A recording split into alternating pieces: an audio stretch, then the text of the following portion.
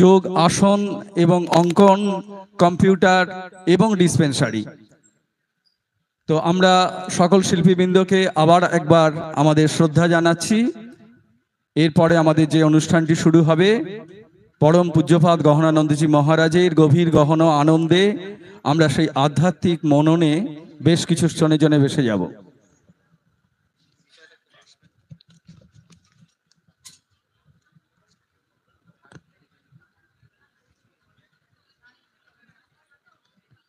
এরপরে আমাদের যে আলোচনাটি সেটি করবেন মাননীয় শ্রী অরিজিৎ সরকার মহাশয়। অরিজিৎ সরকার মহাশয়ের আজকের বিষয় পূজ্যপাদ স্বামী গহনানন্দজি মহারাজের জীবন দর্শন ও গুরুবাক্যে বিশ্বাস। আর এটা পড়তে পড়তে আমার সেই বেদান্তের একটি কথা মনে পড়ল, অখণ্ডম সচিদানন্দম অবাং মনস গোচরম আত্মানাম অখিলম আধারম আশ্রয়ম অভীষ্ট সিদ্ধয়ে। সেই পরব্রহ্মের সেই চরণে আমরা আমাদের যেই সচিদানন্দ গুরুর চরণে আমরা আমাদের ভক্তি আপ্লুত প্রণাম অর্পণ করি।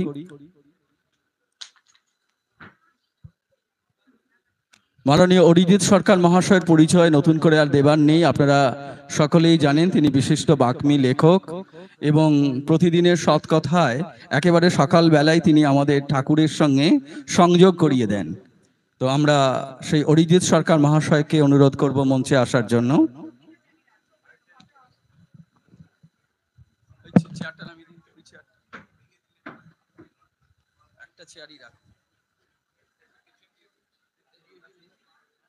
এইটা ছবিটা তুমি এই মহারাজের ছবিটা নিতে পারছো? ঠিক আছে, না মহারাজ ছবিটাকে এদিকে টেনে দিচ্ছি।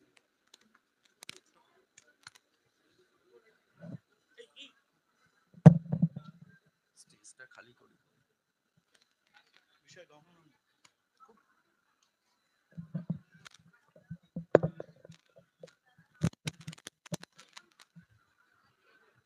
না, এই ক্যামেরাটা নিতে পারছে কিনা দেখেন। ও ক্যামেরা সব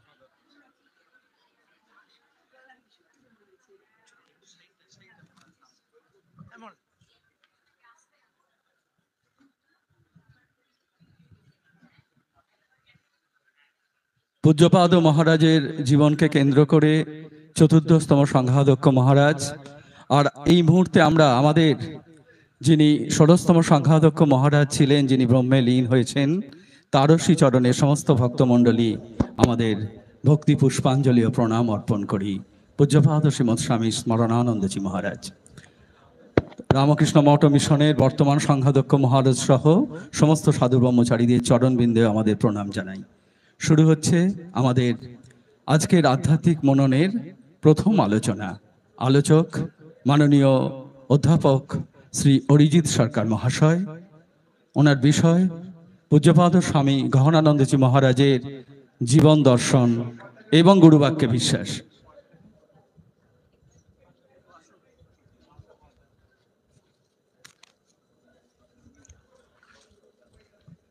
ওং স্থাপকায় চ ধর্মস্য সর্বধর্মস্বরূপিণে অবতার বরিষ্ঠায় রামকৃষ্ণায় তে নমঃ। শ্রী শ্রী ঠাকুর, শ্রী শ্রী মা এবং স্বামীজি মহারাজের রাতুল চরণে ভুলুণ্ঠিত প্রণাম নিবেদন করি। মাস্টারমশাইয়ের চরণে সশ্রদ্ধ প্রণাম নিবেদন করি। আপনারা আজকে এখানে সবাই সমবেত হয়েছেন, আমরা সবাই এখানে এই মিলন উৎসবে সমবেত হয়েছি ভগবানকে কেন্দ্র করে, এবং সেটি সুযোগ করে দিয়েছেন এই রামকৃষ্ণ মঠ কথামৃত ভবনের অধ্যক্ষ মহারাজ পরম পূজনীয় শ্রীমৎ স্বামী সিদ্ধেশানন্দজি মহারাজ। একটু পরেই এই ধর্মসভায় এই মনন অনুষ্ঠানে উপস্থিত হবেন পরম পূজনীয় শ্রীমৎ স্বামী বলভদ্রানন্দজি মহারাজ, যিনি সহকারী সাধারণ সম্পাদক রামকৃষ্ণ মঠ এবং মিশনের। তারপরেই সঙ্গীত পরিবেশন করবেন পূজনীয় শ্রীমৎ স্বামী শিবাধীশানন্দজি মহারাজ, যিনি বর্তমানে রামকৃষ্ণ মিশন আশ্রম নরেন্দ্রপুরে সেবারত রয়েছেন। এই কথামৃত ভবনের অন্যান্য সমস্ত সন্ন্যাসী বৃন্দের চরণে ভুলুণ্ঠিত প্রণাম নিবেদন করি। মহারাজ আয়োজন করেছেন, উদ্যোগ নিয়েছেন, কিন্তু যার স্মরণে তিনি হচ্ছেন পরম পূজ্যপাদ শ্রীমৎ স্বামী গহনানন্দজি মহারাজ। যদিও রামকৃষ্ণ মঠ এবং মিশনে ব্যক্তিগত গুরু পূজার কোনো স্থান নেই, আমরা বিশ্বাস করি, সকলে সেই মর্মে উপলব্ধি করি যে আমাদের মঠ মিশনে গুরু মহারাজ একজনই, তিনি শ্রী শ্রী ঠাকুর। ঠাকুর নিজেও সেটি বারবার বলেছেন যে সচ্চিদানন্দই গুরু রূপে আসেন। সেই জন্য এই ব্যক্তিগত যে গুরু পূজা, গুরু সেবা, সেটা আসলে সেই নাম রূপকে অবলম্বন করে সেই পরব্রহ্ম শ্রী রামকৃষ্ণের পূজা বা সেবা। পরম পূজনীয় শ্রীমৎ স্বামী গহনানন্দজি মহারাজের জীবন দর্শন এবং গুরু বাক্যে বিশ্বাস, এই বিষয়ের শুরুতে আমি ব্যক্তিগতভাবে কৃতজ্ঞতা জানাবো যারা এই আজকের গুরু পূজাতে সমবেত হয়েছেন, আপনারা দর্শক আসনে, এবং যারা ব্যক্তিগতভাবে কিছু কিছু সেবা পূজার কাণ্ডারি স্বরূপ হয়েও যুক্ত হয়েছেন। আমি হয়তো সকলের নাম ব্যক্তিগতভাবে বলতে পারছি না, কিন্তু সামনে অগ্রগণ্য হিসাবে রয়েছেন শ্রী শুভঙ্কর দাশগুপ্ত মহাশয়, সুদূর আবুধাবি থেকে তিনি প্রতিবারই এই গুরু পূজার জন্য এগিয়ে আসেন। আবার অনেকে আসতে পারেননি, কিন্তু তারাও এগিয়ে এসেছেন হয়তো এই গুরুদেবের স্মরণে তাদের নিজেদের নিবেদিত অর্ঘ্যকে নিবেদন করার জন্য।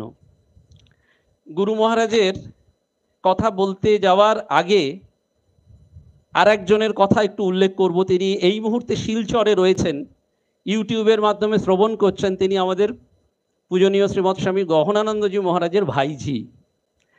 তিনি প্রতিদিন প্রায় ফোন করেন আমাকে, খুব তার উৎসাহ, এবং তার কাছে মহারাজের অনেক চিঠিপত্র, সেগুলো তিনি নরেন্দ্রপুর রামকৃষ্ণ মিশনের পূজনীয় স্বামী তৎপরানন্দজি মহারাজের হাতে তুলে দিয়েছেন, এবং তারই ফলশ্রুতি আমরা পেয়েছি গহন আনন্দ চিন্তন, এই প্রথম ভাগ। তার দ্বিতীয় ভাগেরও কাজ চলছে, এবং আপনারা শুনলে অবাক হয়ে যাবেন যে মহারাজের ওই বইকে অবলম্বন করে আরেকটি মধু সঞ্চয়ন বলে উদ্ধৃতি নিয়ে ঈপ্সিতা ভট্ট চক্রবর্তী মহাশয়া কাজ করছেন। যদি ভগবানের ইচ্ছা হয় তাহলে এই বাংলা নববর্ষে সেটি প্রকাশ হবে নরেন্দ্রপুর রামকৃষ্ণ মিশনের লোকশিক্ষা পরিষদ থেকে। তার হিন্দি কপিটি আমি দেখেছি, অভূতপূর্ব। প্রতিটি উদ্ধৃতিকে নিয়ে নিয়ে এত সুন্দরভাবে তিনি কাজ করেছেন যে বারবার মনে হয়েছে তিনি গুরু পূজাটি করেছেন। আমি সকৃতজ্ঞ চিত্তে স্মরণ করব ডাক্তার হিমাদ্রি রায়চৌধুরীকে, যিনি আমাদের মধ্যে এখানে উপস্থিত আছেন। তিনি গুরু মহারাজের বহুবার দন্ত চিকিৎসক হিসাবে তার সেবা করার সুযোগ পেয়েছিলেন, এবং তিনি নিজেও আমাকে বারবার বলেছেন, এখানে উপস্থিত আছেন তিনি নিজেও বলেছিলেন যে গুরু কৃপায় মহারাজকে বেলুর মঠের প্রেসিডেন্ট কোয়ার্টার্সে একবার দাঁত মাজিয়ে দেওয়ারও সুযোগ হয়েছিল। অর্থাৎ যে মুখ দিয়ে মহারাজ 1,42,955 জনকে শ্রীরামকৃষ্ণ নাম দিয়েছেন, তাকে প্রত্যক্ষভাবে সেবা করেছেন, তিনি এসে উপস্থিত হয়েছেন।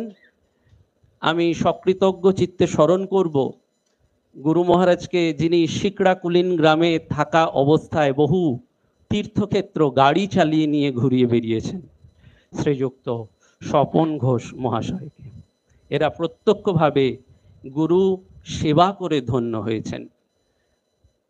গুরু মহারাজের কথা বলতে গেলে আমাদের বারবার তার জীবন দর্শন সম্পর্কে রামকৃষ্ণ মঠ এবং মিশনের একজন প্রবীণ সন্ন্যাসী মহারাজ বলেছিলেন যে স্বামী গহনানন্দজি মহারাজের মধ্যে 3টে জিনিস দেখতে পাওয়া যায়। এক, সেটি হচ্ছে মানুষের সেবায় নিজেকে উৎসর্গ করে দেওয়া। 2, সর্বদা নাম জপ করা। আর 3, রামকৃষ্ণ সংঘের সেবায় নিজেকে নিয়োজিত করে দেওয়া। পূজ্যপাদ স্বামী ভূতেশানন্দজি মহারাজ বলতেন, সেবা প্রতিষ্ঠান মানেই গহনানন্দ, আর গহনানন্দ মানেই সেবা প্রতিষ্ঠান। একাধারে যুগপৎ দায়িত্ব সামলেছেন এবং নির্বিকার চিত্তে। এখনো আমরা ভাব নেত্রে অনুধাবন করি, যেহেতু আমার ব্যক্তিগতভাবে অধ্যাপনার জায়গাটি ছিল লিলুয়া, সেখান থেকে বহুবার পূজনীয় স্বামী গহনানন্দজি মহারাজকে প্রণাম করার সুযোগ পেতাম বেলুর মঠে, যখন তিনি প্রেসিডেন্ট মহারাজ হিসেবে কোয়ার্টার্সে থাকতেন, সেই গিরিশ ভবনে তিনি বসতেন। আমরা সারবদ্ধভাবে প্রণাম করলে তিনি একটি কাজ করতেন, প্রত্যেকেরই মাথায় একটি করে টোকা মেরে দিতেন বা কপালে একটি স্পর্শ করে দিতেন। সেদিন বুঝতে পারিনি, আজকে বুঝতে পারি হয়তো তিনি আমাদের জন্ম জন্মান্তরের সংস্কারগুলি ওইভাবেই স্পর্শ দ্বারা কাটিয়ে দিতেন।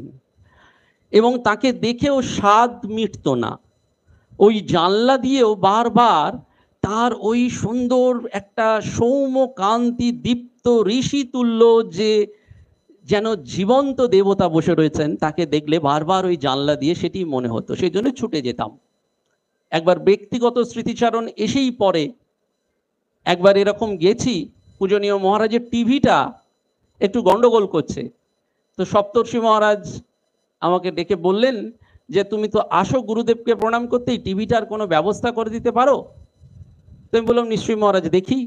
সমস্যাটা দেখে একটা টেকনিক্যাল যে অ্যাপারেটাস সেটা দেওয়ার দরকার ছিল, তো সেটা আমি কিনে নিলাম, নিয়ে গিয়ে দিলাম, সেটি টিভি চললো। দেখলাম সপ্তর্ষি মহারাজ ওইটির মূল্য দিতে চাইছেন। তখন আমি বললাম মহারাজ, এটি তো গুরু সেবা করার একটা সুযোগ, এটি আর আপনি আমাকে মূল্য দিয়ে ছোট করবেন না। তখন সপ্তর্ষি মহারাজ মুচকি হাসলেন এবং বললেন একটু অপেক্ষা করো। ওপর থেকে নেমে এলেন, একটা প্যাকেটে করে জিনিস দিলেন। প্রথমে বুঝলাম না, তারপর বললেন এটা তোমার গুরুদেবের পায়ের ব্যবহৃত মোজা, জীবিত অবস্থাতেই তোমাকে গুরু সেবার ফল হিসেবে দিয়ে দিলাম। তখনও ওইটি বুঝতে পারিনি, পরে উপলব্ধি হলো যেদিন মহারাজের স্থূল শরীরটা চলে গেল, বেলুর মঠে ছুটে গিয়েছিলাম, সারাদিন ছিলাম, আর যখন ওই দেখা যায় আনন্দধাম গান হচ্ছে আর তার নশ্বর শরীরে অগ্নিসংযোগ করা হচ্ছে, তখন প্রাণের ভেতরটা থেকে কেউ যেন মোচড় দিয়ে বলল যে তোর চিরজীবনের বন্ধু সখা প্রতপদর্শক চলে যাচ্ছেন, প্রাণ ভরে একবার দেখে নে। তখন খুব আবেগের সাথে সারাক্ষণ ধরে কেঁদেছিলাম যে গুরু মহারাজ বোধহয় চলে গেলেন, গুরু মহারাজকে আর তো দেখতে পাবো না গিরিশ ভবনে। কিন্তু পরে যত দিন গেছে উপলব্ধি করেছি যে গুরু কৃপা সত্যি সত্যি ওর সাথে শেষ হয়ে যায় না, গুরু কৃপা আরো দ্বিগুণ হারে বর্ধিত হয়।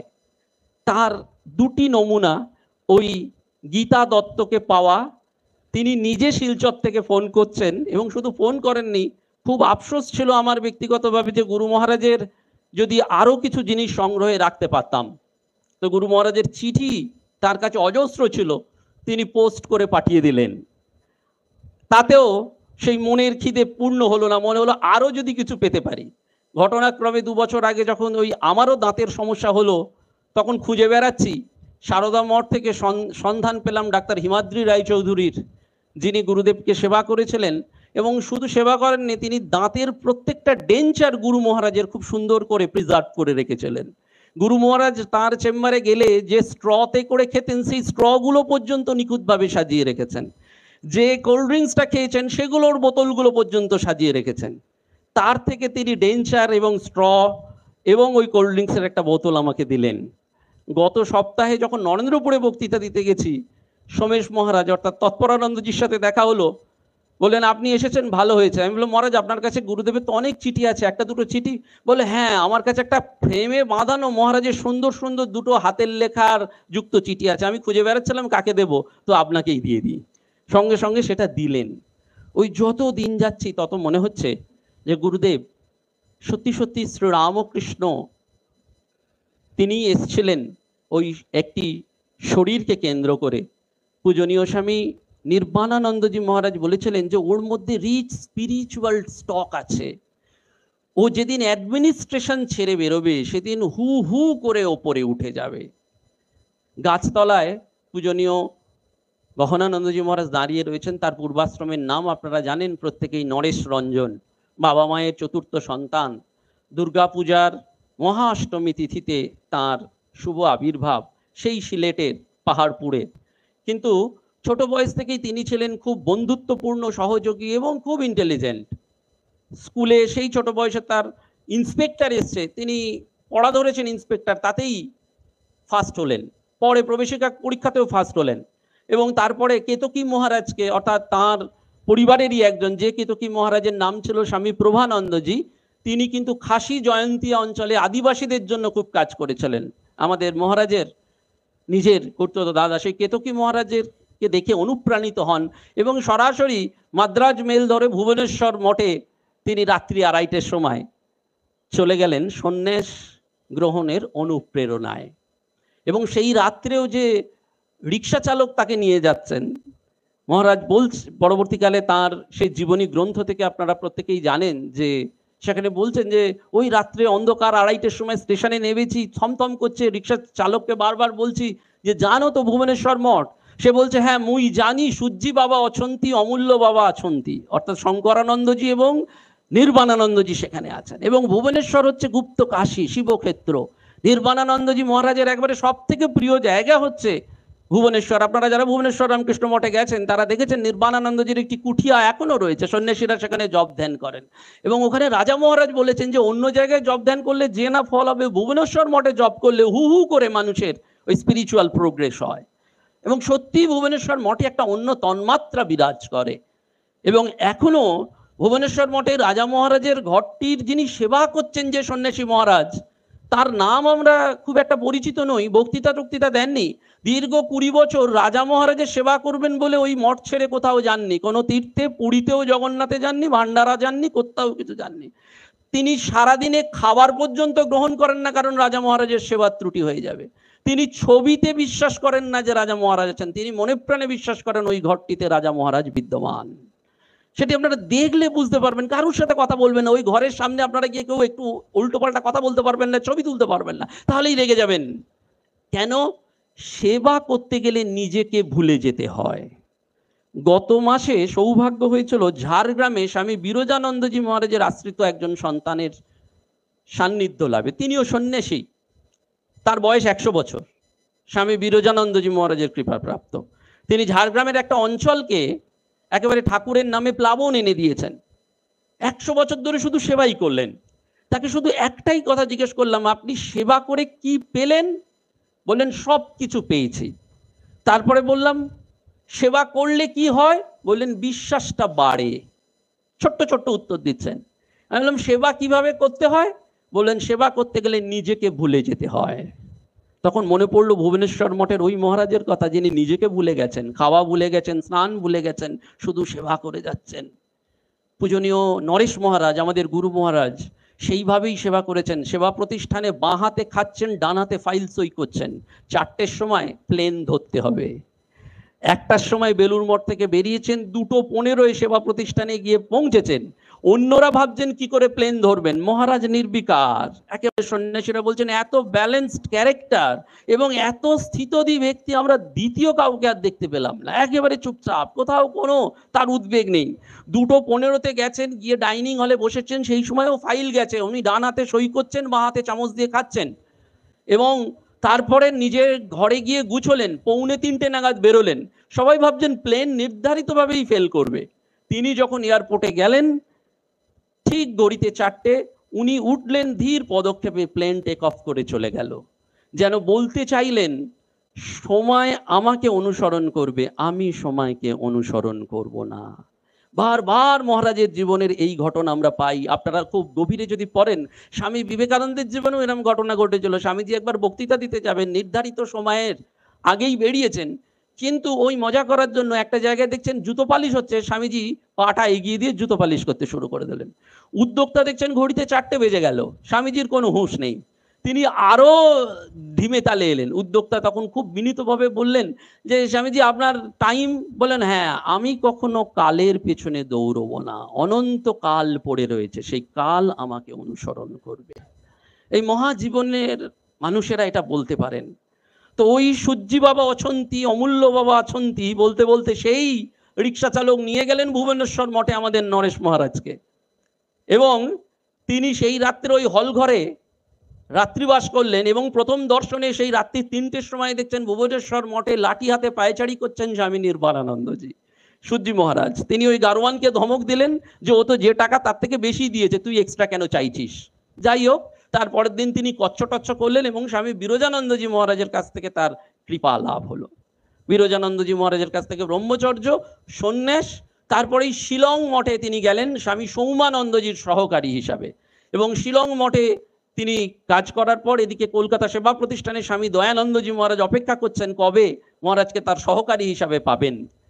কারণ মহারাজের ওই যে ছিল একটা স্থিতদি, যে কাজ আসছে এবং সেই কাজটি বলছেন যৎ যৎ কর্তু মায়তি তৎ কৃত্বা সুখী ভবেত।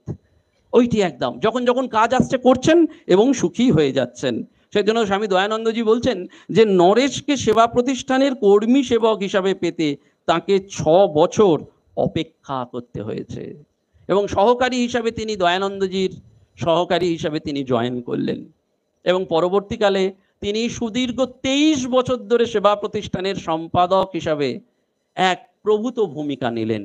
আপনারা জানেন যে জীবন দর্শন, মহারাজের যে জীবন দর্শন বলতে গেলেই মনে হয় যে ওই সেবা প্রতিষ্ঠানে ভাঙচুর হচ্ছে, কিন্তু মহারাজ নির্বিকার। কেউ কেউ গিয়ে বলছেন মহারাজ বাইরে ভাঙচুর হচ্ছে, কাজ ভেঙে দিচ্ছে, তো আপনি কিছু বলবেন না? মহারাজ সঙ্গে সঙ্গে সেই ঠাকুরের কথা, হালদার পুরোহিত ঠাকুরকে লাঠি মারছেন, মথুরবাবুকে জানাবেন না? সেই মহারাজা যেন বলছেন মায়ের একটা ছেলে যদি বিগড়ে যায় তাহলে মা কি তার ওপর রাগ করে? একদম। এই যে সবাই মায়ের সন্তান, এটি বলা তো খুব সোজা, কিন্তু ইন প্র্যাকটিক্যাল লাইফে সেই সেবা প্রতিষ্ঠানে সেটি মহারাজ করে দেখাচ্ছেন। এইটি জীবন দর্শন তার, এই যে সংঘের সেবায়। আবার বেলুড় মঠে তিনি এসছেন সহকারী সাধারণ সম্পাদক হিসাবে, বেরোতে যাবেন দেখছেন ওই সেবা প্রতিষ্ঠানের কর্মীরা এসে বেলুড় মঠের গেটকে অ্যাটাক করেছে, অর্থাৎ বিক্ষোভ করছে। উনি সবাইকে বললেন তোমরা যেও না, কিন্তু যখন ফোন এলো ওনাকে বেরোতে হবে, উনি একেবারে সেই স্বভাবোচিত তার গাম্ভীর্য এবং মাধুর্য নিয়ে বেলুড় মঠের গেটে এসে দাঁড়ালেন। স্বভাবতই এরা ঘিরে দাঁড়ালো যারা বিক্ষোভকারী। মহারাজ কিচ্ছু বললেন না, গাড়ি থেকে শুধু নামলেন, তাদের দিকে তাকালেন, তারা নিজেদের মধ্যে ইশারা করলো, জায়গা ছেড়ে দিল, মহারাজ বেরিয়ে চলে গেলেন। যেন বুঝিয়ে দিলেন যে সঙ্গ সেবাই আমার কাছে আসল, সেখানে আমার কোনো পথই কেউ গতিরোধ করতে পারবে না। ওই সঙ্গ সেবার জন্য মহারাজ সারা জীবন এই সংঘের জন্য তিল তিল করে নিজেকে ক্ষয় করেছেন। আত্মবিলোপ যাকে বলে, আত্মবিলয় যাকে বলে, দধিচি মুনির মতন তার অস্থিহার মজ্জাতেরই সমস্তটা নিবেদন করলেন। কেন? কাউকে জানতে দিলেন না। শারীরিক অনেক সমস্যা ছিল, তার প্রস্টেট গ্ল্যান্ডের অপারেশন হয়েছিল, বাইপাস সার্জারি হয়েছিল, স্লিপ ডিস্ক হয়েছিল। একবার সেবা প্রতিষ্ঠানের ডাক্তারবাবুরা ঠিকই করলেন যার স্লিপ ডিস্ক অপারেশন করবেন, কিন্তু আরেকজন ডাক্তারবাবু বললেন না, আমরা কনজারভেটিভ ট্রিটমেন্ট করব, 3 মাস মহারাজকে ওই মাথা এবং পায়ের লেভেলটাকে মেনটেন করে শুয়ে থাকতে হবে। মহারাজ একেবারে তাই করলেন এবং সেই অবস্থাতেও ওই শুয়ে আছেন, কিন্তু তিনি ডান হাতে সই সর্বদা করে যাচ্ছেন, ফাইলে সই করে যাচ্ছেন। কাজ থেকে তার কোনো বিরাম নেই, কারণ এই সংঘের মধ্যে দিয়েই তিনি অনুভব করেছিলেন যে এই সঙ্গ সেবাই হচ্ছে আমাদের ঠাকুরের সেবা। শ্রী রামকৃষ্ণদেব সঙ্ঘ শরীরে রয়েছেন, তিনি শুধুমাত্র ওই যে ব্যক্তিগত শ্রী রামকৃষ্ণ রূপে নয়, সঙ্ঘ রূপে রয়েছেন, তাই সঙ্ঘের জন্য তিনি সেবা করছেন। এবং ওই বিশেষ তার ভাব যেটি ছিল যে কোনো সমস্যা এলে অনেকে যেমন ব্যস্ত হয়ে যেত, তিনি কিন্তু ব্যস্ত হতেন না, একেবারে স্থিতদি থাকতেন। আর দ্বিতীয়টি হচ্ছে ওই যে গোপনে যেমন তিনি শরীর চর্চা করছেন, শরীরের রোগ ভোগ বলছেন না, তেমনি এই যন্ত্রণা কষ্ট নিয়েও তিনি দুর্গম জায়গায় গিয়ে নাম দিয়ে যাচ্ছেন, ভগবানের নাম দিয়ে যাচ্ছেন। সহসংঘাতদক্ষ হওয়ার পর এবং সংঘাতদক্ষ হওয়ার পর অন্যান্যরা বলছেন মহারাজ আপনার শরীর ভেঙে যাবে, আপনি এত দুর্গম স্থানে যাবেন না, কিন্তু মহারাজের কোনো ভূক্ষেপ নেই। বলছেন সঙ্ঘ আমাকে এই কাজ দিয়েছে, আমি যদি সেই কাজটাই না করি তাহলে আর কি নিয়ে থাকবো। একটি স্মৃতিচারণায় আমরা পাই তিনি গেছেন স্যান্ডের বিল বলে একটি জায়গা, হিঙ্গলগঞ্জের প্রত্যন্ত জায়গায়। সেই হিঙ্গলগঞ্জের প্রত্যন্ত দ্বীপে, সেই প্রায় হাসনাবাদ থেকে অনেকটা দূরে, কিন্তু ওই তখন এত সুন্দর যাতায়াত ব্যবস্থা ছিল না, কিন্তু মহারাজ সেখানে গেছেন। আমি ব্যক্তিগতভাবে সেই আশ্রমে গিয়েছিলাম কিছুদিন আগে, দেখার সৌভাগ্য হয়েছিল। কুঁড়ে ঘরে ঠাকুর ছিলেন, আজকে সেখানে দারুণ মন্দির হয়েছে, কিন্তু মহারাজ সেখানে গেছেন কত কষ্ট করে, 2 জন মাত্র সন্ন্যাসী সেখানে রয়েছেন। মহারাজ সেখানে গেছেন হাঁটুর উপর সেই কাপড় তুলে, কাদা জল ভেঙে দুর্গম জায়গায় সন্ধেবেলায় দীক্ষার আগের দিন গিয়ে উপস্থিত হয়েছেন।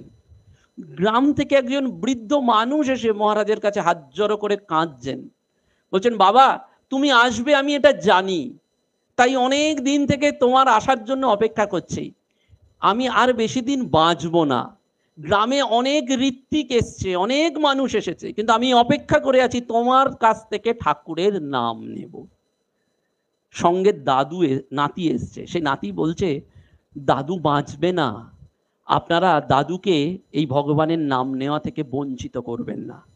মহারাজ যেই দেখলেন যে সেই বৃদ্ধের দু চোখ দিয়ে জল ঝরে পড়ছে, কিচ্ছু বললেন না, ফর্ম তো শেষ। সঙ্গে সঙ্গে সঙ্গে যে সেবক মহারাজ ছিলেন তাদের বললেন, সাদা কাগজে অ্যাপ্লিকেশন করে টিপসই নিয়ে নাও, কাল ওর দীক্ষা হবে। মহারাজ তাকে দীক্ষা দিলেন। ওই সুন্দরবনের হিঙ্গলগঞ্জের দুর্গম জায়গায় গিয়ে মহারাজ দীক্ষা দিয়েছেন। পূজনীয় সপ্তর্ষি মহারাজ বলছেন যে ট্রেনে যাচ্ছি বম্বে থেকে পুনে, একটা জায়গায় ট্রেন আটকে গেল, প্রায় 3 ঘন্টার মতন, সমস্ত যাত্রীরা উদ্বিগ্ন হয়ে গেছেন, ছোটাছুটি করছেন। মহারাজ তখন সপ্তর্ষি মহারাজকে বললেন, চিঠিপত্রের ফাইলটা বার করো। সমস্ত চিঠি পড়ছেন আর ডিকটেশন দিচ্ছেন। ওই 3 ঘন্টা সময় কেটে গেল। সরিষা থেকে একবার আসছেন, বলছেন যে গাড়ি বিকল হয়ে গেছে। ড্রাইভার এপাশ ওপাশ গ্রাম থেকে মেকানিক আনতে গেল, 2-3 ঘন্টার আগে গাড়ির কিছু মেরামত করা যাবে না। মহারাজ যেই সেটা শুনলেন 2-3 ঘন্টা সময় লাগবে, গাড়ি থেকে নেমে গেলেন। সবাই ভাবলেন মহারাজ হয়তো কাছে গেছেন। যখন গাড়ির মেকানিক এলেন, গাড়ি সবকিছু ঠিক করে চালানোর মতন উপযুক্ত কন্ডিশনে এলেন, তখন সন্ন্যাসীরা গিয়ে দেখলেন মহারাজ ওই যে নেমেছেন, গ্রামে গিয়ে একটা গাছতলায় বসে গ্রামের লোকেদের সাথে ওই 3 ঘন্টা ধরে ঈশ্বরীয় প্রসঙ্গ কন্টিনিউয়াসলি করে যাচ্ছেন। That is called time utilisation. ইংরেজিতে আমরা টাইম ম্যানেজমেন্ট বলি না, সকাল বিকাল কি করে করবো ইত্যাদি ইত্যাদি। মহারাজ অনেকে প্রশ্ন করেছেন, মহারাজ জব ধ্যান করার তো সময় পাই না, এত কাজ। তখন মহারাজ বলতেন, দীক্ষার ফর্মে তো লিখেছিলে এতবার জব ধ্যান করব, তাহলে এখন সেটা করতে পারছো না কেন? এবং কন্টিনিউয়াসলি মহারাজের মধ্যে সবাই নাম জপ করাটা লক্ষ্য করেছেন।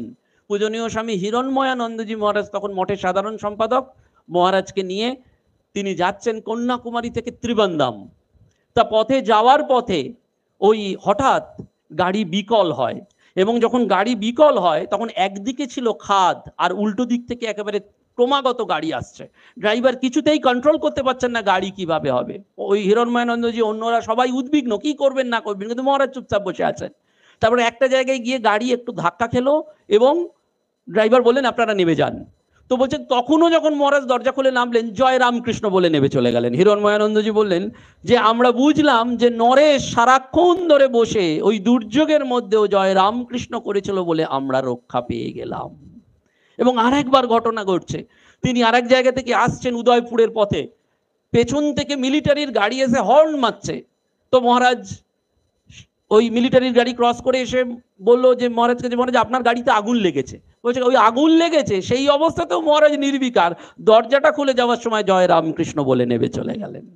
অর্থাৎ গাড়ি বিকল হচ্ছে, গাড়ি দুর্ঘটনায় পড়ছে, গাড়িতে আগুন লাগছে, তার পরম ভরসা একটি নাম, জয় রামকৃষ্ণ।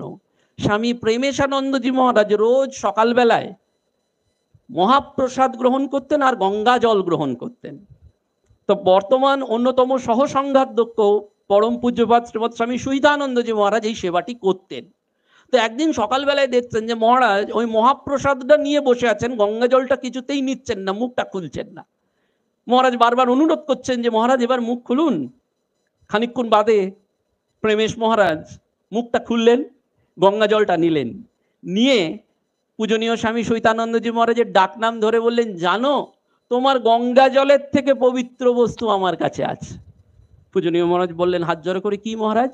বললেন রামকৃষ্ণ নাম। তোমার ওই মহাপ্রসাদের সাথে আমি এতক্ষণ মুখ বুজিয়ে রামকৃষ্ণ নাম করছিলাম, যেটা গঙ্গা জলের থেকেও মহাপুণ্যবান।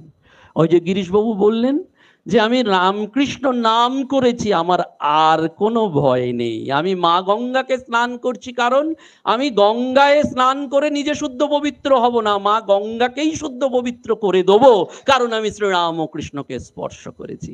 ওই জন্য স্বামী নির্বাণানন্দজি মহারাজ, ওই গহনানন্দজি মহারাজ পরবর্তীকালে যখন গেছেন, তখন মহারাজ নির্বাণানন্দজি মহারাজ তাকে চেয়ারে বসতে দিচ্ছেন।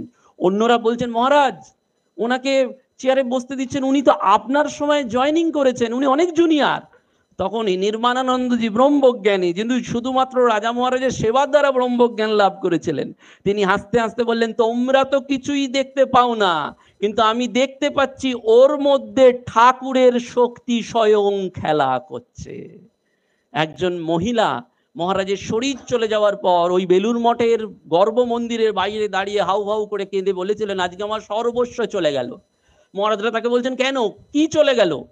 বললেন, আমার আজকে গুরুর দেহান্ত হলো তা নয়, আমার আজকে সব চলে গেল। বলো কি? বললো, তাহলে আপনাদেরকে এই ঘটনা আজকে বলি। আমি একদিন পূজনীয় মহারাজের কাছে, অর্থাৎ আমাদের স্বামী গহনানন্দজি মহারাজের কাছে দেখা করব বলে অ্যাপয়েন্টমেন্ট নিয়ে এসেছি। ওই বেলুর মঠের কোয়ার্টার্সে দাঁড়িয়ে আছি। মহারাজ সকলের প্রণাম গ্রহণ করেছেন, তারপরে ওপরে উঠে গেছেন। সেবকরা বলছেন, একটু অপেক্ষা করুন, আপনারা নিয়ে যাব। কিন্তু আমার সেই তর্স হয়নি। আমি সেবকদের একটু চোখের অন্তরালে পেছনের দরজা দিয়ে উঠে গেছি মহারাজের ঘরে।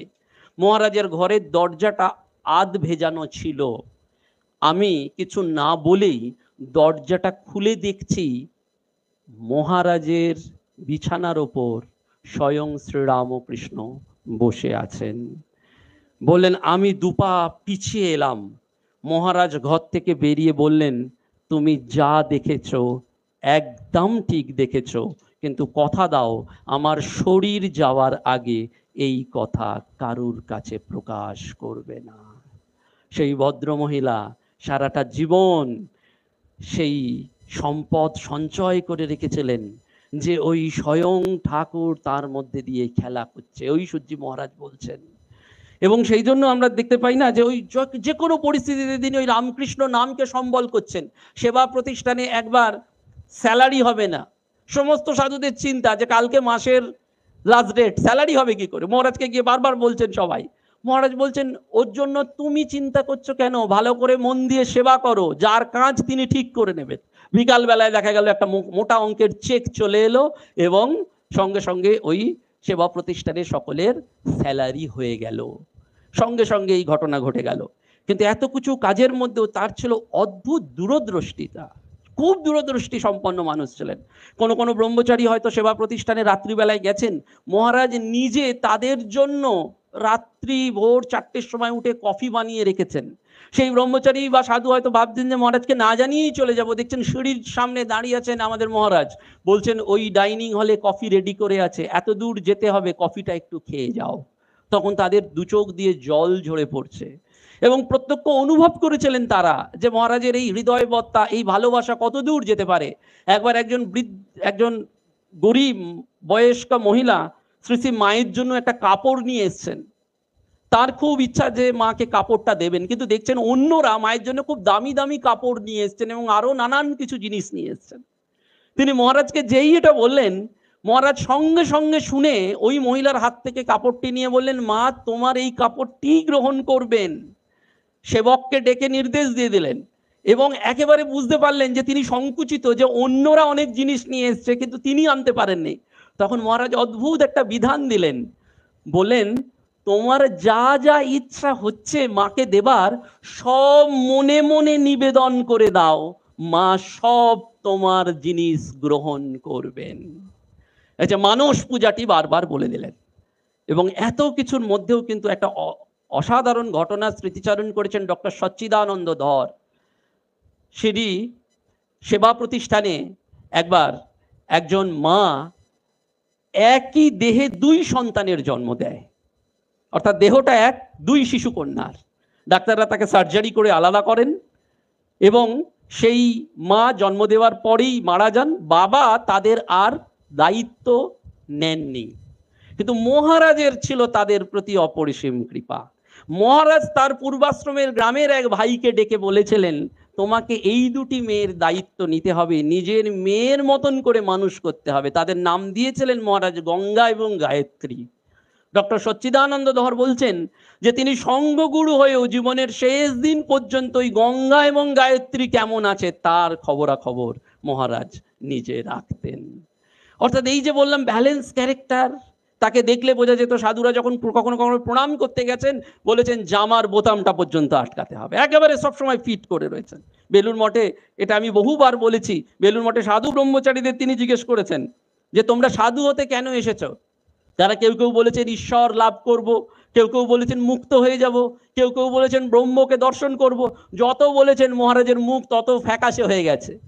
তো একজন একটু এগিয়ে গিয়ে মহারাজকে বলছেন, মহারাজ আমরা এই 30-40 জন ইয়ং ছেলে জাগতিক মায়া ত্যাগ করে এই সঙ্গ জীবনে প্রবেশ করছি, ঈশ্বরকে পেতে চাইছি, তাতে আপনার আনন্দ হচ্ছে না? তখন মহারাজ হেসে বলেছিলেন, তোমরা শুধু পেতেই এসেছো, কিছু দিতে আসনি।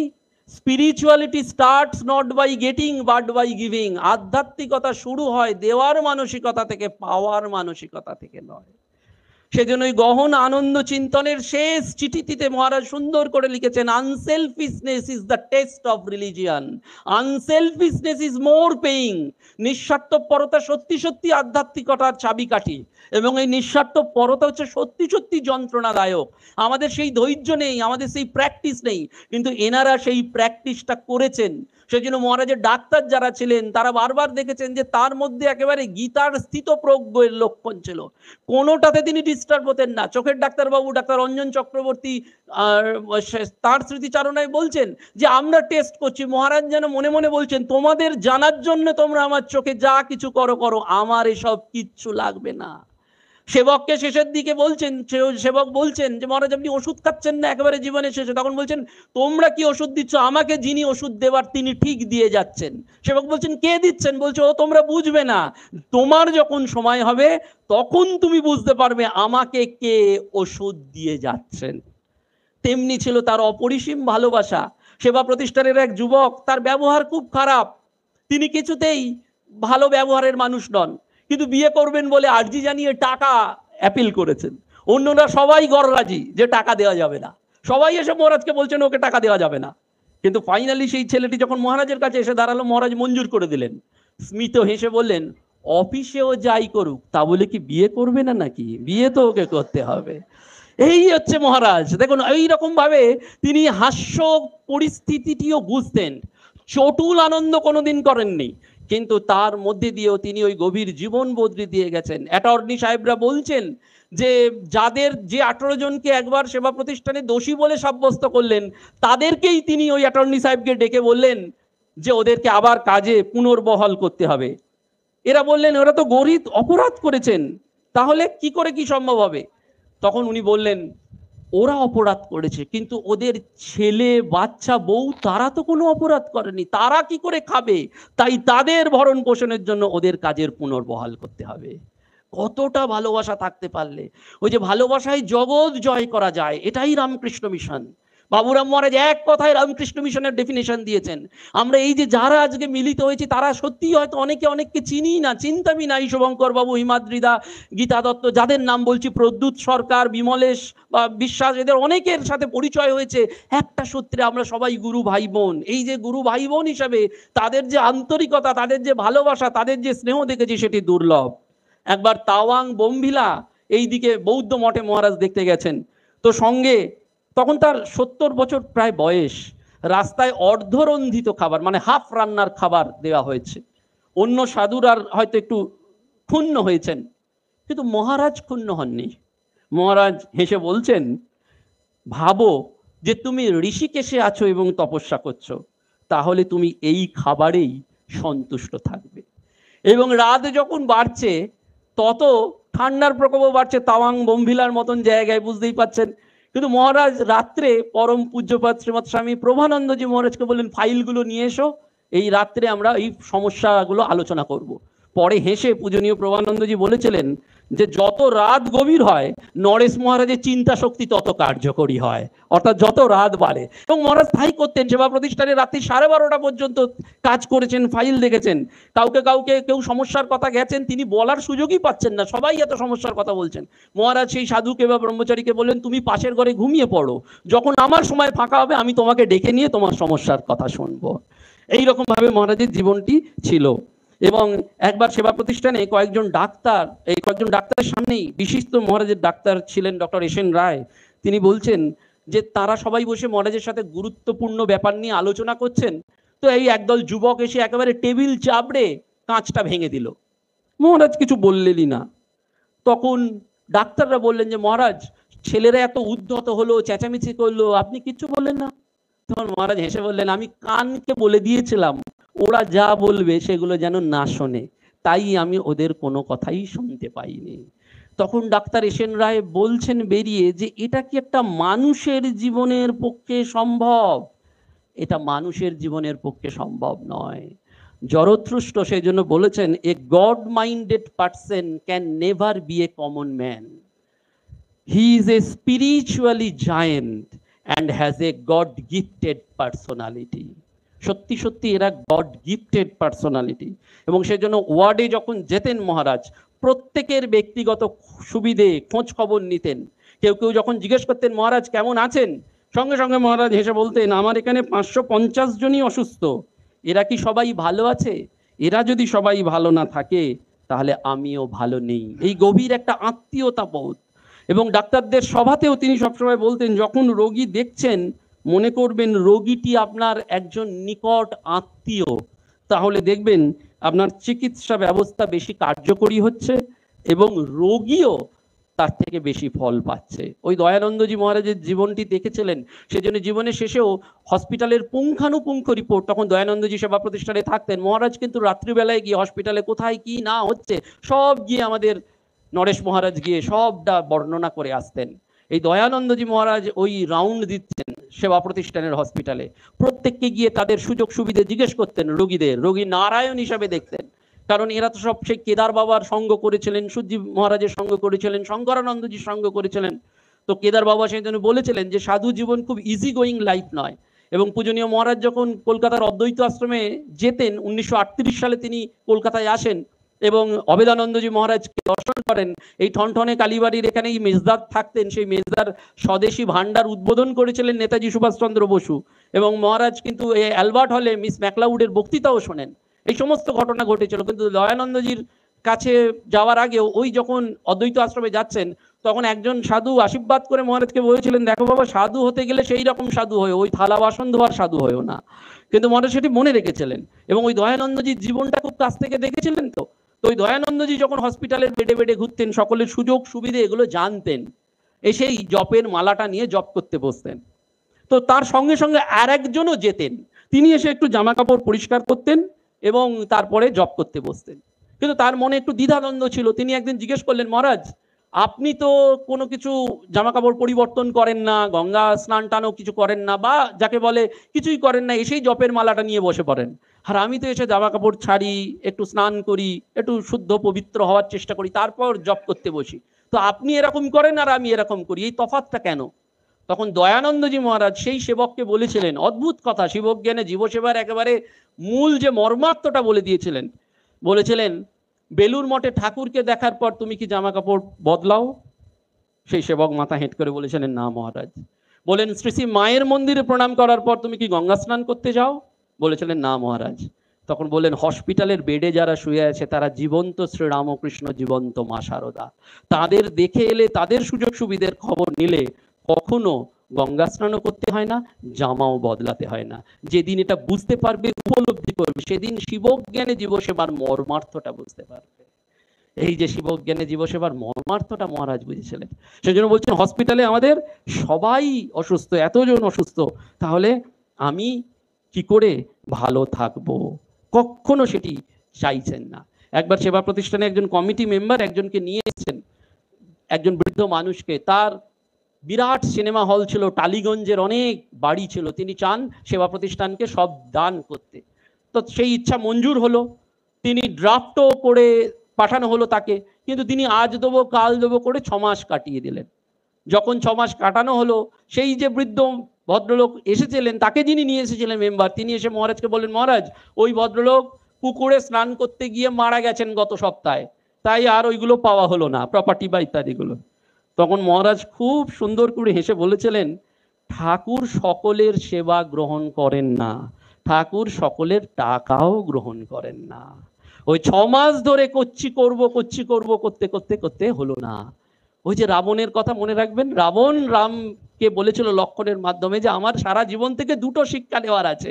আমি সীতাকে দেখেই বলেছিলাম হরণ করব, সঙ্গে সঙ্গে ওই খারাপ কাজটা করেছি। কিন্তু আমরা ওই যে লঙ্কার চারদিকে যে সমুদ্র, তাকে দুধ সমুদ্রে পরিণত করব, স্বর্গের মর্তের একটা সিঁড়ি তৈরি করব ভেবেছি, কিন্তু এই ভালো কাজটা আজ করব কাল করব বলে আর করা হয়নি। সেই জন্য জীবনে ওই ভালো কাজের সুযোগ খুব কম আসে, যখনই সেটা মনে উদ্ভাসিত হবে সেটা করে ফেলা।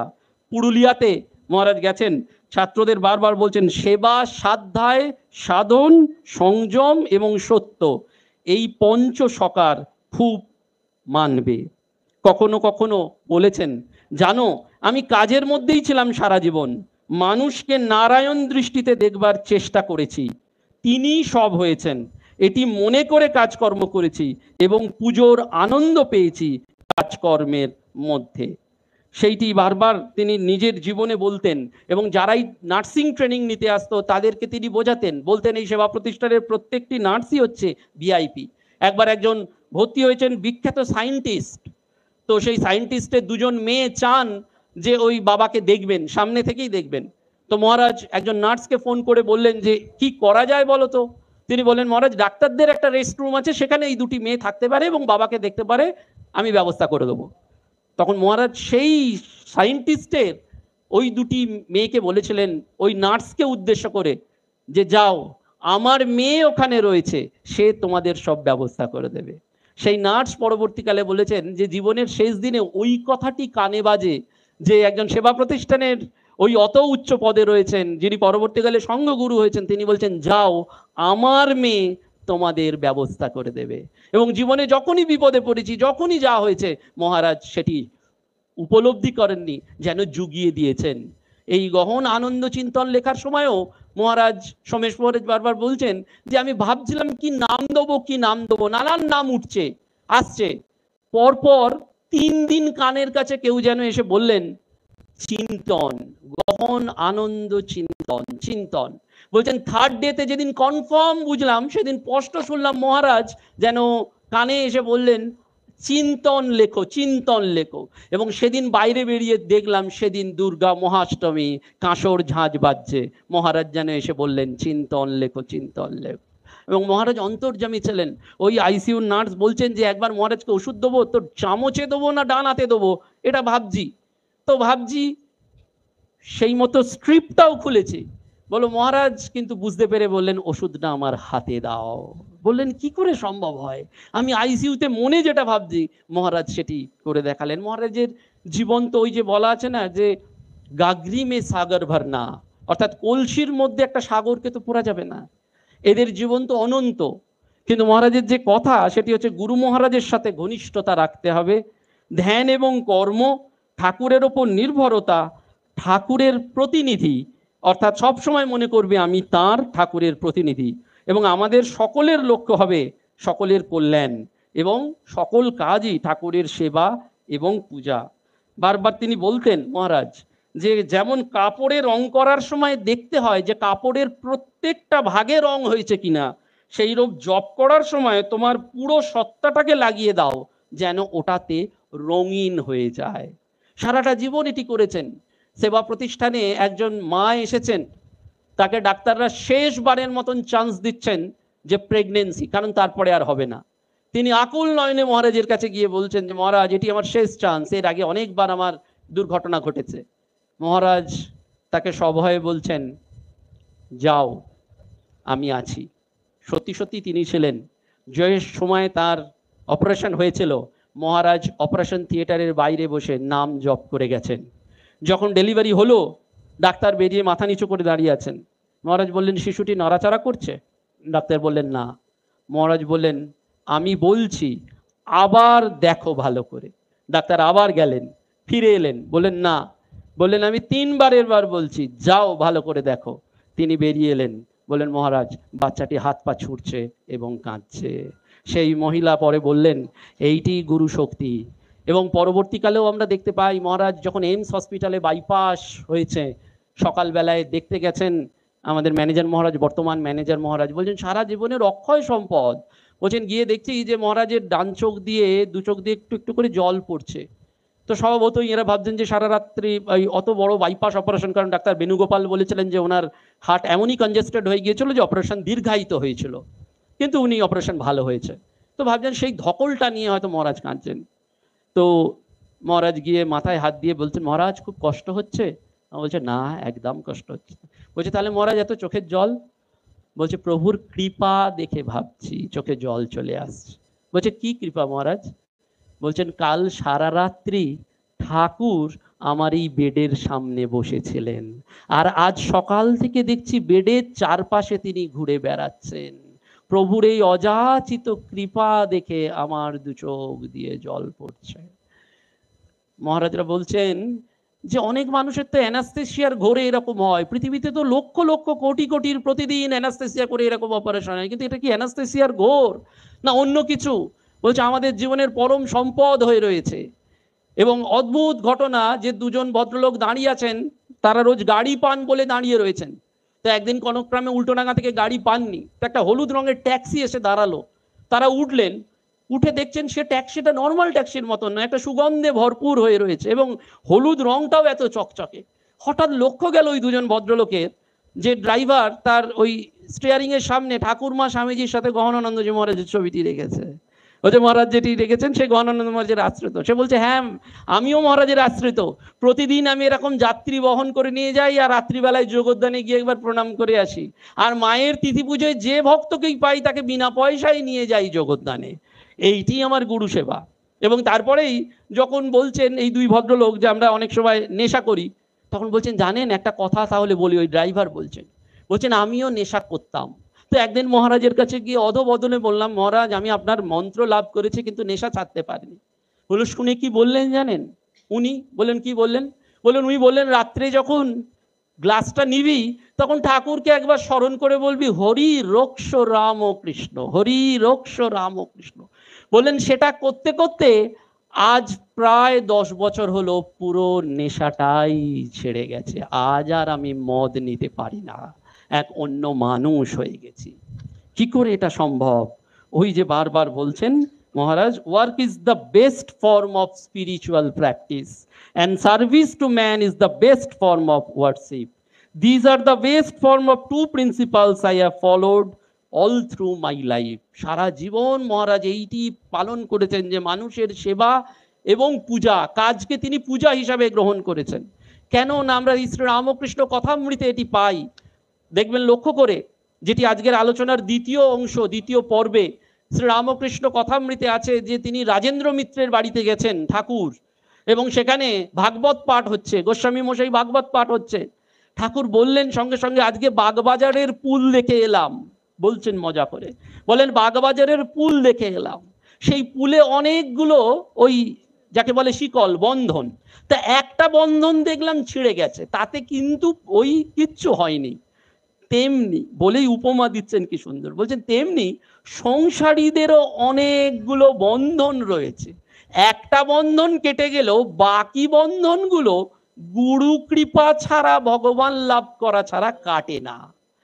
তখন সংসারী ভক্ত জিজ্ঞেস করছেন তাহলে উপায় কি? এই যে সংসারী মানুষ আমরা এতগুলো বন্ধন নিয়ে আছি, স্বয়ং ঠাকুর বলছেন তাহলে উপায় কি? ঠাকুর সঙ্গে সঙ্গে বললেন কি জানো? গুরু বাক্যে বিশ্বাস। গুরুর নাম রূপ খুঁটি ধরে ধরো আর সংসারের সকল কাজ করো। বলেই ঠাকুর একটা অদ্ভুত উপমা দিলেন। বলেন এক গুরুর বিধবা শিষ্য ছিল, সে তার মায়ের শ্রাদ্ধে ওই বিধবা শিষ্যকে বলেছে তুই দই আর দধির ভার দিবি। তা সে ওই একটা ছোট্ট ভাড়ে করে নিয়ে গেছে। গুরু খুব রেগে গেছে, গিয়ে বলছে যা ডুবে মরিয়ে যা। শিষ্যা কিন্তু একেবারে গুরুর ওই কথাটিকেই শিরোধার্য করেছে। সে কিন্তু ওই সঙ্গে সঙ্গে গিয়ে ডুবে মরতে গেছে নদীতে। যে ডুবে মরতে গেছে স্বয়ং নারায়ণ দেখা দিয়েছেন। যখন নারায়ণ দেখা দিয়েছেন তখন সে বলছে ফিরে যাও, এই ছোট্ট ভাঁড়ের মধ্যেই কিন্তু অনেক দই আছে এবং দুধ আছে, ঢাললে ফিরবে না। যখন ফিরে এসছে তখন গুরু অবাক, শিষ্যকে ধরেছে চলো আমাকে নারায়ণ দর্শন করাতে নিয়ে যাবে। এসছে নদীর পারে, শিষ্যর তো নারায়ণ দর্শন হয়েছে কিন্তু গুরুর তো হচ্ছে না। তখন সেই শিষ্যা বলছেন শঙ্খচক্র গদা পদ্মধারী নারায়ণকে যে আপনি যদি আমার গুরুকে দর্শন না দেন তাহলে কিন্তু আমি এক্ষুনি দেহত্যাগ করব। তখন নারায়ণ তার গুরুকেও দর্শন করিয়ে দিলেন। বললেন ওইটি হচ্ছে গুরু, শিষ্যকেও সেই রকম হতে হবে। আমরা শুধু নাম করলেই হবে না, গুরু নির্দেশিত পথে আমাদের এগোতে হবে। আমরা শেষ করব একটি গল্প বলে। অহল্যা খুব সুন্দরী ছিলেন, গৌতম মুনি তার স্বামী ছিলেন। সেই অহল্যার কাছে একবার দেবরাজ ইন্দ্র গৌতম মুনির রূপ ধরে এসেছিলেন। যখন গৌতম মুনির রূপ ধরে এসেছিলেন তখন অহল্যা তাকে সেবা করেছেন। তো সেবা করার পর গৌতম মুনি যখন জানতে পেরেছেন যে এটা তো পাপ হলো, তখন অভিশাপ দিয়েছেন যে তুমি পাষাণ হয়ে যাবে। অহল্যা পাষাণ হয়ে গেছেন, কিন্তু গৌতম মুনির রিয়েলাইজেশন হয়েছে যে অহল্যার তো কোনো দোষ নেই। তখন একটা বিধানও দিয়েছেন, রামচন্দ্রের পাদস্পর্শে তোমার পাষাণ উদ্ধার হয়ে যাবে। এই পাদস্পর্শটি হচ্ছে গুরুর পাদস্পর্শে। পদ্মতে গম্যতে অনেন, পাদ কথাটার মানে হচ্ছে গুরু নির্দেশিত প্রকৃষ্ট উপায়। এই মহাপুরুষদের জীবন, গুরুর জীবন কি ওই বাগবাজারের পুলের রেলিং এর মতন। এই রেলিং ধরে ধরে আমাদের সেই অনন্ত সমুদ্রে ডুব দিতে হবে। তাই ভগবানকে ভালোবাসতে হবে, ঈশ্বরকে ভালোবাসতে হবে। শাস্ত্রে বলছে প্রীতির 6টা লক্ষণ তাকে দিতে হবে। আমরা কি দেবো? আমাদের কামনা বাসনা আসক্তি সব দিয়ে দেবো। তার থেকে নিতে হবে, কি নেব? ত্যাগ, প্রেম, বিবেক, বৈরাগ্য, জ্ঞান, ভক্তি নেব। তাকে বলতে হবে, কি বলবো? আমাদের মনের যাবতীয় গোপন কথা তাকে বলতে হবে। স্বামীজি বলেছিলেন অচলানন্দকে, কেদার বাবাকে, শোন, তোর পচা ঘা কিন্তু গোলাপ ফুল দিয়ে ঢাকিস না, সম্পূর্ণ অকপট হ, গিয়ে বল ঠাকুরের কাছে, যা তার মনের কথা। ওই সবটা তাকে বলতে হবে, গোপন কথা। তাকে জিজ্ঞাসা করতে হবে। কি জিজ্ঞাসা করতে হবে? যে রহস্য, এই ধর্মজীবনের রহস্য একেবারে। আর তার কাছ থেকে খেতে হবে। কি খেতে হবে? প্রসাদ, ভগবানের প্রসাদ। আর সূক্ষ্ম প্রসাদ হচ্ছে কথামৃত স্বরূপ আমাদের এই যে শাস্ত্র। আর তাকেও খাওয়াতে হবে, শুধু খেলেই হবে না, তাকেও খাওয়াতে হবে। ভগবানকে আমরা কি খাওয়াতে পারি? এইসব পুজো জব এইসব নৈবেদ্য তো দিতেই পারি, কিন্তু তা নয়। ভগবান চান তার নাম, তার জ্ঞান, নাম জপ, ধ্যান, স্তব, ভগবানকেও খাওয়াতে হবে। এই 6টা উপায় আমরা করতে পারি। সম্পূর্ণ শরণাগত হতে হবে। পূজনীয় মহারাজের বলা একটি গল্প বলে শেষ করব, কারণ life of all great men remind us how we can make our life sublime. আমরা ঠাকুরমা স্বামীজিকে তো প্রত্যক্ষ দেখিনি, কিন্তু এই গুরু মহারাজদের জীবন বাণী দর্শনের মধ্যে দিয়ে আমরা প্রকৃতপক্ষে উপলব্ধি করতে পারি যে একমাত্র সচ্চিদানন্দ তিনি গুরু রূপে আসেন। আমাদের রামকৃষ্ণ মঠ মিশনে এটিই পরম্পরা, এখানে সেই সচ্চিদানন্দ গুরুই তিনি আসেন। সেই জন্য ঠাকুর বললেন, গুরুকে যে মানুষ বুদ্ধি করবে তার কিন্তু কিচ্ছু হবে না। এবং সেই গুরু কিন্তু করবেন কি? ওই কৃপা করে ইষ্টে লয় করিয়ে দেবেন। ইষ্ট দর্শন করাবেন না শুধু, তখন গুরু ইষ্টে লয় হয়ে যাবে। ঠাকুর বলছেন সুন্দর করে, নুনের পুতুল সমুদ্র মাপতে গেল, গিয়ে নিজেই গলে গেল। ব্রহ্মবিদ ব্রহ্মৈব ভবতি, একেবারে এটি হয়ে যাবে। সেটি কি করে সম্ভব? ওই বিশ্বাস আর শরণাগতি। পূজনীয় মহারাজ গল্প বলতেন খুব সুন্দর করে। সেই গল্পটা এইরকম, যে একটি গল্প হচ্ছে পঞ্চানন। পঞ্চাননের মুখে, শিলংয়ে মহারাজ ওই দেখেছিলেন পঞ্চাননের, কে যারা দেখেছিলেন, পঞ্চাননের মুখে আগুনে একবার পুড়ে গিয়ে তার মুখে কালো দাগ হয়। তো সবাই তাকে বলছে পোড়া পঞ্চানন, পোড়া পঞ্চানন। তো পঞ্চাননের খুব দুঃখ। তো পঞ্চানন শ্রী শ্রী মায়ের কাছে প্রার্থনা করছে যে মা, আমার এই পোড়া দাগটা ভালো করে দাও। তো একেবারে আকুল আন্তরিকভাবে প্রার্থনা করছে। তো সত্যি সত্যি দেখা গেল যে একদিন পঞ্চানন ওই সামনের পুকুরে স্নান করছে, আর ওই মায়ের নাম করে ডুব দিচ্ছে আর উঠছে। যেই ডুব দিচ্ছে আর উঠছে, সঙ্গে সঙ্গে তার পোড়া দাগটা ভালো হয়ে যাচ্ছে। পরম পূজ্যপাদ শ্রীমৎ স্বামী গহনানন্দজি মহারাজ এই গল্পটি বলতেন খুব করে, যে এই পঞ্চাননের মুখের কালো দাগ ওই আকুল প্রার্থনায় ভালো হয়ে যাচ্ছে। এবং সর্বশেষটি হচ্ছে বিশ্বাস এবং শরণাগতি। ওই যে গুরু বাক্যে বিশ্বাস, ঠাকুর বললেন কথামৃতে, আমাদের সচ্চিদানন্দই গুরু রূপে আসেন, তিনি আসেন। সেই জন্য গুরুকে মানুষ বুদ্ধি করতে নেই, আমরা তাদের জীবন দর্শন দেখে ওইটি উপলব্ধি করতে পারি। সেই বিশ্বাসটি কি না, ওই একবার একটি নৌকো করে কয়েকজন যাত্রী যাচ্ছে, যা খুব ঝড় বৃষ্টি হয়েছে, সবাই খুব উদ্বিগ্ন যে কি করবে, নৌকো টলমল করছে, প্রাণ বোধহয় যায়। তো একজন কিন্তু পরম সুখে তামাক খাচ্ছে একদম। তো খানিকক্ষণ বাদে ঝড় বৃষ্টি থেমে গেল। যখন নৌকো তীরে ভিড়লো, তখন অন্যরা জিজ্ঞেস করছে, আরে এত বিপর্যয়ের মধ্যে তুমি এত শান্ত থাকলে কি করে? পূজনীয় মহারাজের এই যে শান্ত, একেবারে তার একটা ব্যালেন্স ক্যারেক্টার, বলছে পূর্ণাঙ্গ জীবন, কোনো কিছুতেই তিনি ডিস্টার্ব হচ্ছেন না। এটা আমরা মোটামুটি সমস্ত বড়দের মধ্যেই সেটা দেখতে পাই। দেখবেন যত তাদের এইটি হয় এগোনো। তো ওই মহারাজ ওই যখন বলছে যে তুমি এত শান্ত থাকলে কি করে, তামাক খাচ্ছ কি করে, তখন সে জোরের সাথে বলছে যে আমি জানি আমি জীবনে এমন কোনো খারাপ কাজ করিনি যে অপমৃত্যু হবে। আমার সেই বিশ্বাস ছিল যে আমার কোনোদিনই অপমৃত্যু হবে না, তাই আমি নিশ্চিন্তে পরম নির্ভরতায় বসে তামাক খাচ্ছিলাম। মূল কথাটি আমাদের ওই বিশ্বাসটি ধরে আমরা ওই গুরু প্রদত্ত নাম করতে করতে আসল সেই ঈশ্বর লাভই মনুষ্য জীবনের একমাত্র উদ্দেশ্য সেইটি। আর মানুষের জন্য একটু সেবা করা, মানুষকে ভালোবাসা, কারণ ভালোবাসাতেই জগৎ জয় করা যায়। এইটি রামকৃষ্ণ মিশনের মূল লক্ষ্য, যেটি বাবুরাম মহারাজ বলেছিলেন। মহারাজের জীবনেও আমরা সেটা দেখতে পেলাম। সেই জন্য এই অনন্ত জীবনের কথা, এই মহাপুরুষদের কথা বলে তো শেষ করা যাবে না। এটি আমাদের বাংময়ী পূজা। আজকের এই পবিত্র দিনে আমরা সবাই সমবেত হয়ে মহারাজের একটু স্মরণ মনন অনুধ্যান করলাম, চিন্তন করলাম। আমরা ফিরে গিয়ে সকলে যে যার ওই গুরু প্রদত্ত নাম জপ করব, ধ্যান করব, এগিয়ে যাব। সকলকে প্রণাম জানাই। মঞ্চে উপবিষ্ট হয়েছেন পরম পূজনীয় শ্রীমৎ স্বামী বলভদ্রানন্দজি মহারাজ, যিনি রামকৃষ্ণ মঠ এবং মিশনের অন্যতম সহকারী সাধারণ সম্পাদক। তাকেও ভক্তিপূর্ণ প্রণাম জানিয়ে স্বামী সিদ্ধেশানন্দজি মহারাজ এবং অন্যান্য সন্ন্যাসী ব্রহ্মচারীদের প্রণাম জানিয়ে আজকের এই অনুষ্ঠান এখানেই শেষ করলাম। নমস্কার, ধন্যবাদ। আমরা